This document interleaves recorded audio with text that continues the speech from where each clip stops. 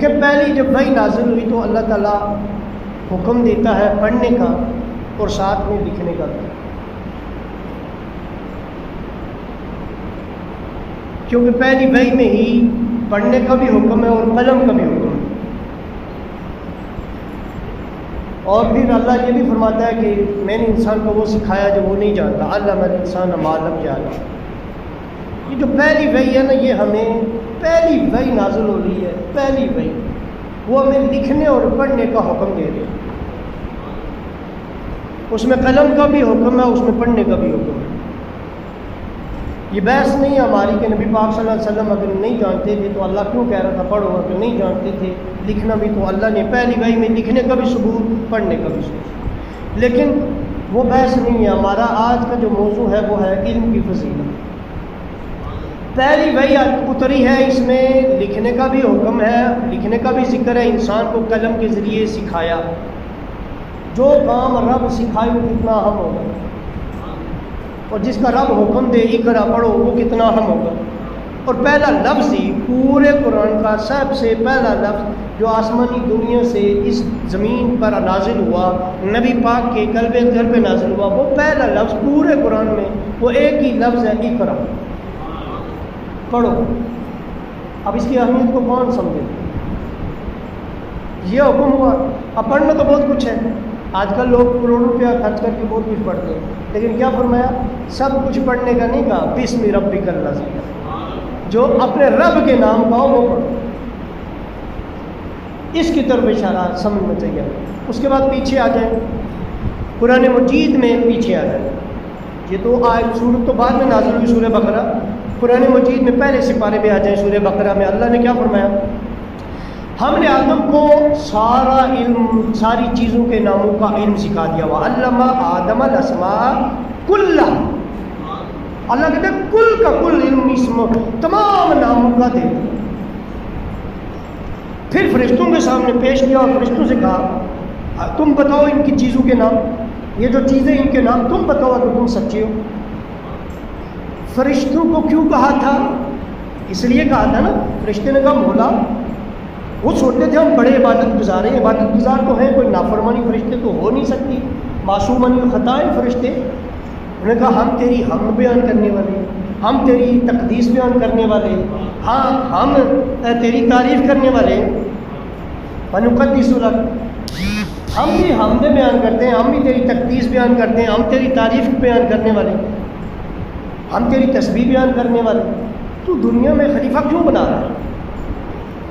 اب اس بات کو سمجھو، فرشتوں نے گویا عبادت اور ذکر و اذکار، اللہ کی تسبیح، اللہ کی تعریف کرنا اپنا بتا دیا، اور اس میں کوئی شک نہیں کہ فرشتہ ایسا کرتے تھے۔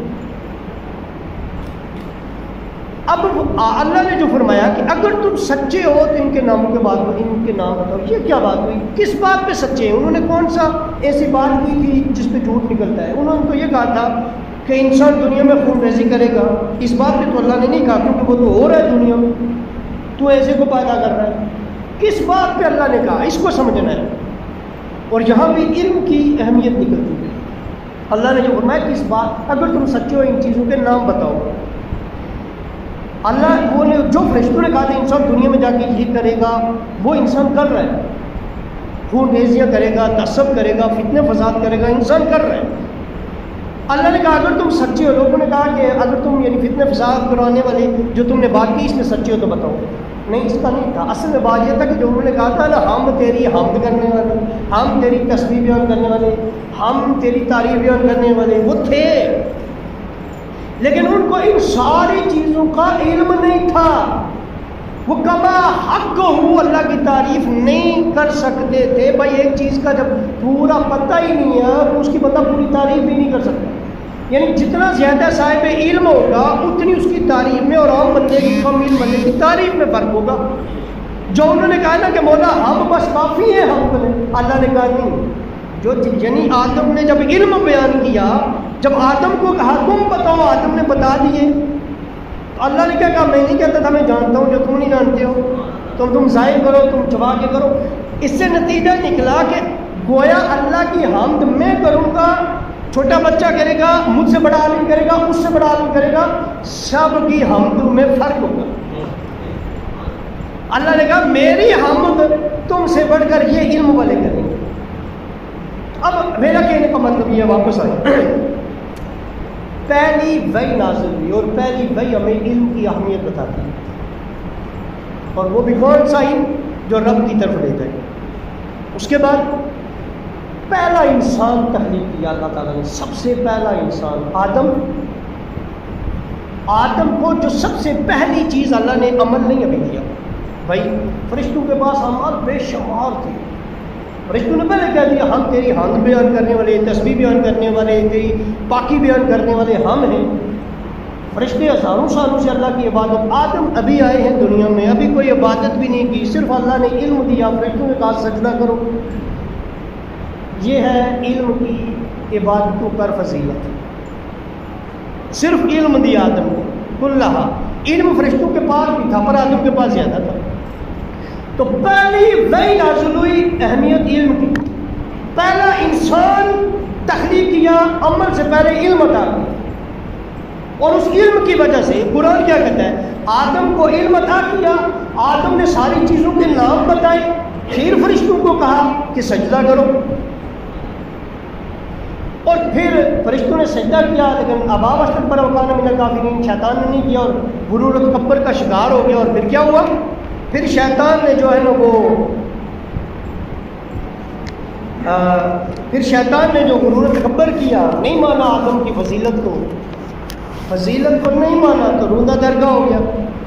تو شیطان نے علم کی فضیلت کو نہیں مانا، اور غرور ابا واستکبر، غرور و تکبر جب بندہ کرتا ہے نا اپنی کسی فضیلت پر عالم کے سامنے، وہ شیطان کی طرح ہوتا ہے۔ اس لیے کہ اگر کوئی اپنی دولت پہ غرور و تکبر کرے، اپنی کسی بھی چیز پہ غرور و تکبر کرے عالم کے سامنے، شیطان نے ایسے ہی کیا تھا، کہا تھا اس کو تو، اس نے علم نہیں دیکھا تھا آدم کا، اس نے مٹی انہوں نے دیکھا تھا، انہوں نے کہا یہ مٹی سے بنا ہے، میں آگ سے بنا ہوں، یہ قرآن کے الفاظ ہیں۔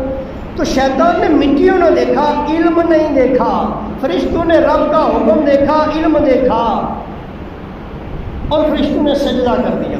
تو پہلی وحی اور پہلا انسان کی تخلیق اور اس کا اللہ کا علم سکھانا، یہ ہمیں بتاتا ہے کہ اللہ تعالیٰ علم کی خود بھی کتنی قدر کرتا ہے اور کتنی قدر کرنے کا حکم دیتا ہے۔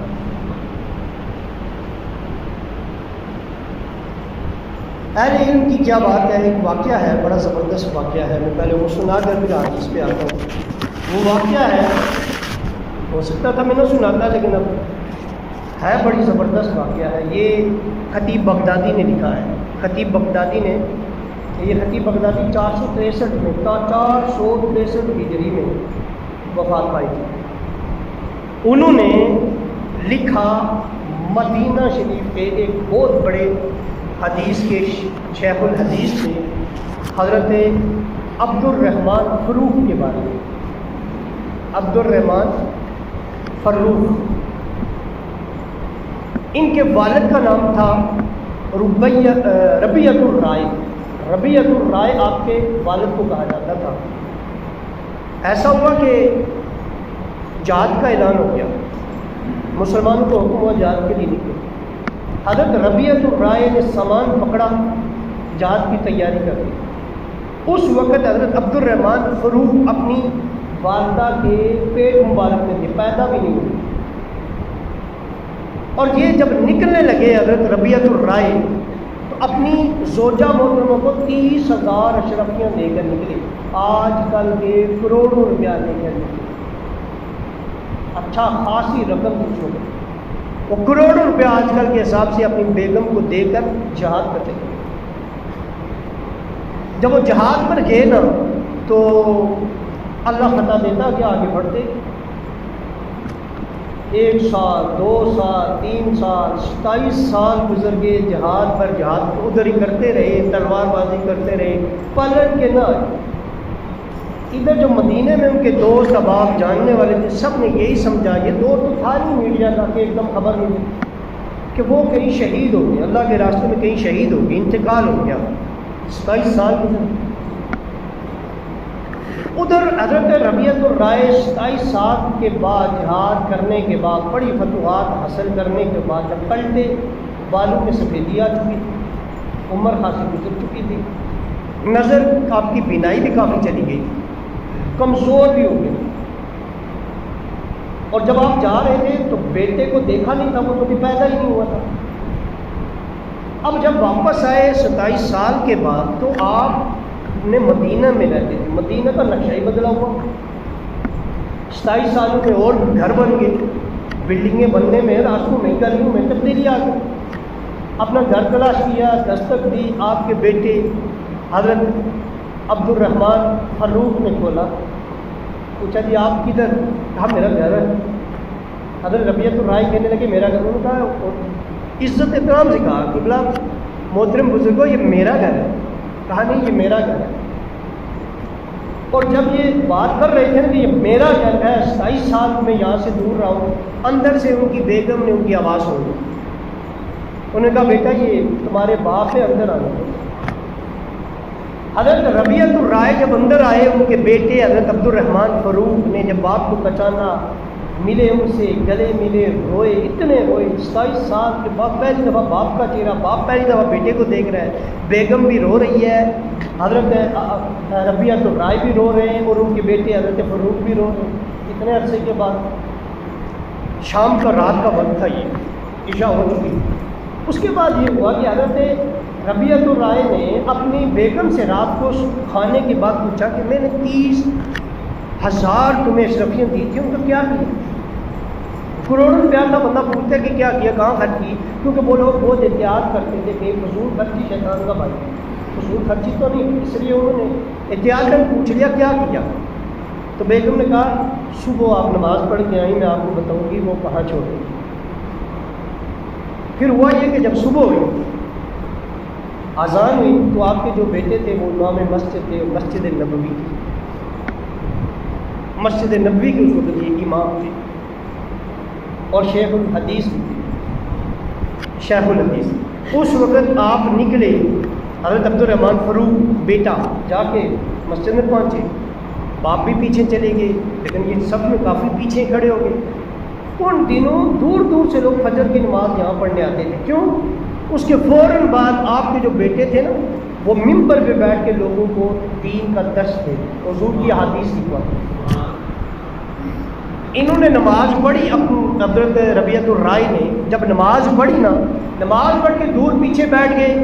آپ کو پتہ ہے فجر کا ٹائم، روشنی کم ہوتی ہے، رات کو بھی روشنی کم ہوتی ہے، لائٹوں کا، بجلی کا تو دور نہیں تھا، چراغ سے کتنا ہی روشنی ہوتی ہوگی ان کے گھروں میں۔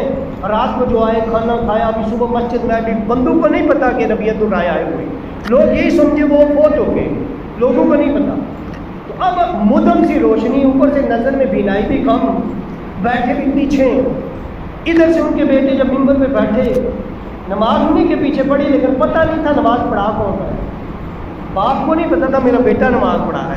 جب حضرت عبد الرحمن فاروق جب ممبر پہ بیٹھے نا، اور جب حدیثیں سنانے لگے نا، لوگوں کو لکھوانے لگے، بڑے بڑے محدثین سامنے بیٹھ گئے، کاغذ قلم سنبھالا اور لکھنے لگے حدیثیں۔ اور مسجد نبوی میں بیٹھ کے شان کیا ہے، آپ یوں لکھواتے ہیں، آپ جب حدیث لکھواتے ہیں نا، کہتے ہیں قال صاحب ھذا القبر، مسجد نبی سامنے حضور کی قبر کو دیکھ کر حدیث کیسے لکھوا رہے ہیں؟ کہا یہ جو قبر والے ہیں نبی پاک صلی اللہ علیہ وسلم، ان قبر والے نبی پاک صلی اللہ علیہ وسلم نے فرمایا، قبر کی طرف اشارہ کر کے کہہ رہے ہیں اس قبر والے نبی پاک صلی اللہ علیہ وسلم نے فرمایا قال صاحب ھذا القبر۔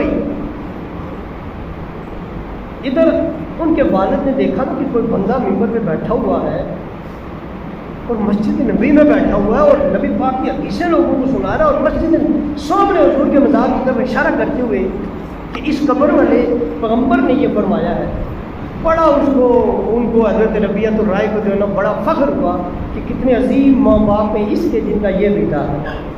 ساتھ میں بیٹھے ہوئے بندے کو بھی انہوں نے ذکر کیا، بندہ بھی انہیں نہیں پہچانتا تھا، 27 سالوں بعد آئے، اسے کیا پتا یہ اس کے والد ہیں۔